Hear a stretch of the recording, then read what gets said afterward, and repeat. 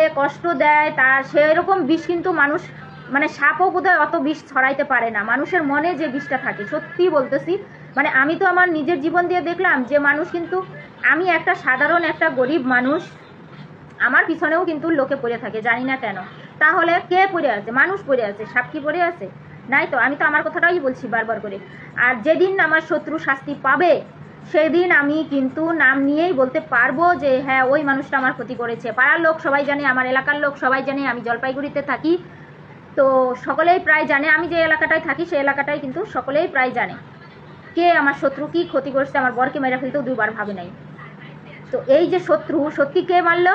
মানুষ। সাপ কি মারছে? সাপ কি ক্ষতি করছে? ক্ষতি করতে পারে? তার কি ক্ষমতা আছে? করে না। ওই যে যাদের সর্বদোষ বলে, তো আগের জন্মে হোক, এই জন্মে হোক, ছোটবেলায় হোক, যে কোনো একটা বেলায় হয়তো সেই মানুষটা সাপের সাথে অন্যায় করছে, তাই সাপ তাকে শাস্তি দিছে। তাহলে যদি অন্যায় না করে তাহলে তো শাস্তি দিত না, তাই না?